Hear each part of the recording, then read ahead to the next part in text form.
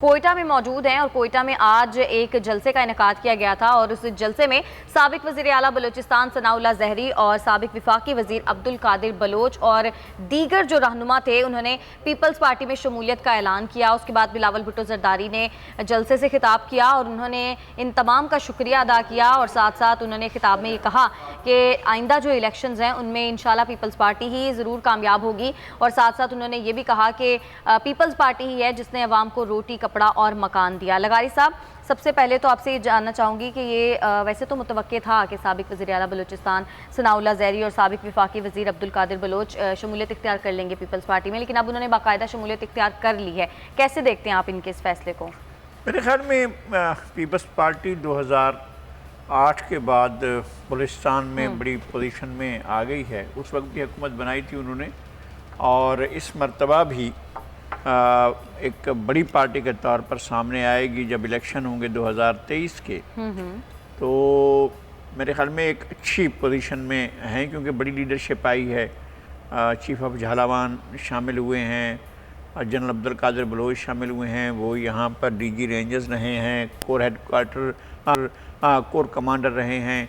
कोयटा के जो core commander होते हैं वो सदरन कमांड के कमांडर भी होते हैं। अच्छा। उनकी बड़ी अहमियत होती है इलाके के अंदर, उनका बहुत बड़ा असर रसूख है। इसके अलावा ये भी है कि वो ऐसे इलाके से हैं, ये दोनों शख्सियात जो हैं जहाँ पर लोग नाराज़ हैं और ये आगे बढ़कर लोगों को गले से लगा सकते हैं, उनको मना सकते हैं, उनके साथ बातचीत कर सकते हैं और लोगों को इस अमल में जो आगे बढ़ने का अमल है उसमें शरीक कर सकते हैं और शिरकत का एहसास दिला सकते हैं। मेरे ख्याल में उनके लिए बहुत आसान होगा कि वो कायल करें, ख़ास तौर पर जनरल अब्दुल कादिर बलोच साहब किस बात के लिए कायल करें कि लोगों के मसाइल के लिए ताकत का इस्तेमाल जो है वो मुनासिब नहीं होता है।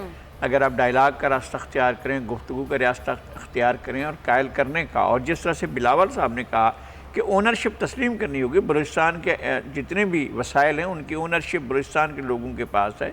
इसी तरह से तमाम सूबों की जो कुदरती वसाइल हैं, जो मादनी वसाइल हैं, वो उनके असल मालिक वहाँ के लोग हैं। और फेडरेशन, यकीनन पाकिस्तान एक मुल्क है और एक फेडरेशन है और फेडरेशन के तौर पर वो उन तमाम चीज़ों की हिस्सेदार है जो उस किसी भी उस मुल्क के जहाँ जिन यूनिटों में चीज़ें शामिल हैं। मेरे ख्याल में एक अच्छी वर्किंग रिलेशनशिप बन सकती है वफाक की और बलूचिस्तान की, वफाक की और सिंध की, वफाक की और खैबर पख्तूनख्वा की, वफाक की इन फोर्थ कमिंग जो सराइकी सूबा बनता है उसकी, जो पंजाब की, तमाम सूबों की जो वर्किंग रिलेशनशिप है वो और ज़्यादा कोऑर्डिनेटिव हो सकती है और इसमें ज़्यादा काविशें होनी चाहिए। बहुत चीज़ें हो चुकी हैं, वक्त बहुत ज़्यादा आगे बढ़ चुका है। हमें बहरहाल एक मजमूई रिकन्सिलिएशन, ट्रुथ एंड रिकन्सिलिएशन का कोई कमीशन बनना चाहिए जो हक़ाइक़ सामने लाए, तमाम चीज़ों के हक़ाइक़ सामने लाए और फिर बताएं कि जनाब आप मुफाहमत लेकर हम आगे बढ़ सकते हैं या नहीं बढ़ सकते हैं। सही। अच्छा, बिलावल भुट्टो ज़रदारी ने आज एक तकरीब से भी खिताब किया था कोयटा में और उन्होंने कहा कि धांधली के नतीजे में जो मुसल्लत शुदा जमातें हैं, दाएं बाजू की जमातें, उन्होंने कहा कि उनकी वजह से नेशनल एक्शन प्लान पर अमल दरामद नहीं हो रहा। उन्होंने एक बार फिर से ये कहा कि लोगों की जो जानो माल है उसकी हिफाजत और दहशतगर्दी को अगर जड़ से उखाड़ फेंकना है तो इसके लिए नेशनल एक्शन प्लान पर अमल दरामद बहुत ज़रूरी है। बहुत ज़रूरी है, इसलिए कि नेशनल एक्शन प्लान एक बहुत बड़े कंसेंसस के बाद बनाया गया था। उसमें हमारी अस्करी लीडरशिप भी शामिल थी और हमारी सियासी लीडरशिप भी शामिल थी और उन्होंने एक बड़ा अहम, ये नेक्टा का जो प्रोजेक्ट था और ये जो नेशनल एक्शन प्लान था, इसके ऊपर जितने उसके नुकात थे सारे के सारे बहुत ज़रूरी थे और उनको पूरा किया जाना बहुत ज़रूरी था।